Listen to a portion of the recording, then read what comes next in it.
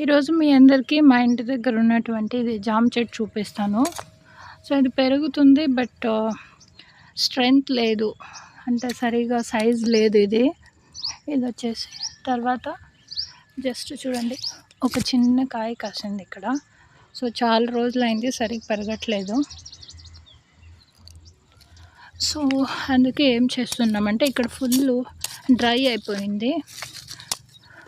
So మా విలేజ్లో ఎక్కువ ఎండ ఉంటుందండి, ఇది అనంతపూర్ డిస్టిక్. సో అందుకే సరిగ్గా రావట్లేదు, ఫుల్ డ్రై అయిపోయింది. అందుకే కొంచెం ఎయిర్ సర్క్యులేషన్ కోసం ఇలా చేసుకోవాలి చుట్టూ.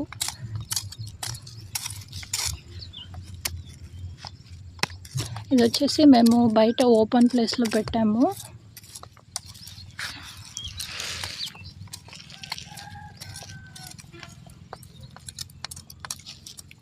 చూడండి, లాస్ట్ వీక్ కూడా ఇక్కడ అన్ని పిచ్చి ముక్కలు ఉన్నాయి, అవన్నీ తీసేసినాను. ఇప్పుడు ఫుల్ లీవ్స్ వస్తుంది ఇక్కడ.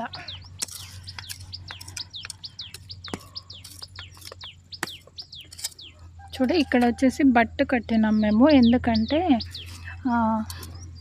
ఇక్కడ ఒక దున్నుపోతు ఉంటుంది, అది వచ్చేసి ఇలా తిక్కిందనమాట. సో అందుకే చెట్టు అంతా డ్యామేజ్ అయిపోయింది. అందుకే ఇక్కడ గేదెది కొద్దిగా మేము పేడ పూసేసి ఇలా బట్ట కట్టామన్నమాట.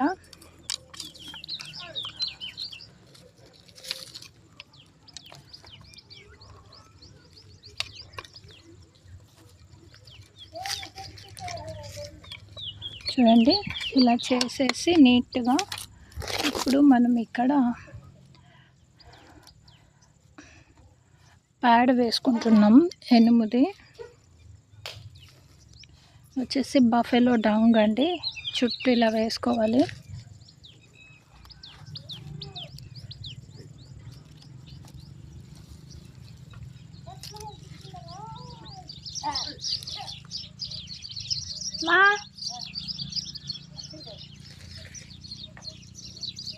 చూడండి, నీట్గా స్ప్రెడ్ చేసుకోండి. తర్వాత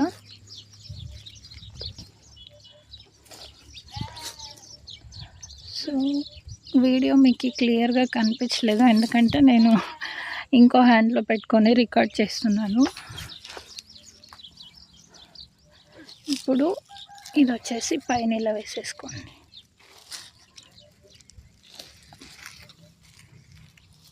ఫుల్గా స్ప్రెడ్ చేసిన తర్వాత ఇప్పుడు వాటర్ వేసుకోవాలి.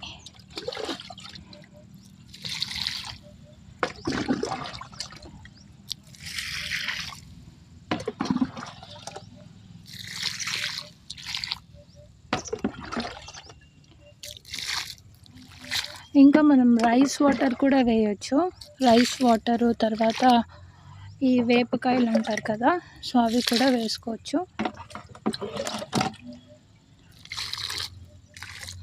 బియ్యం కడిగి నీళ్ళు ఉంటాయి కదా, అవి వేసేసి రైస్ వాటర్ కూడా వేయచ్చు. సో ప్రజెంట్ అయితే మా దగ్గర వేపకాయలు లేవు. సో మా తోటలోకి వెళ్ళినప్పుడు ఉంటే తెచ్చి అవి కూడా వేస్తాను. చూడండి,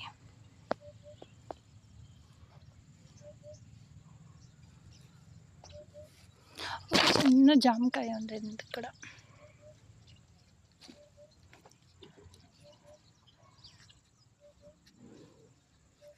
ఇదండి, ఇది వచ్చేసి మా జామ చెట్టు వీడియో.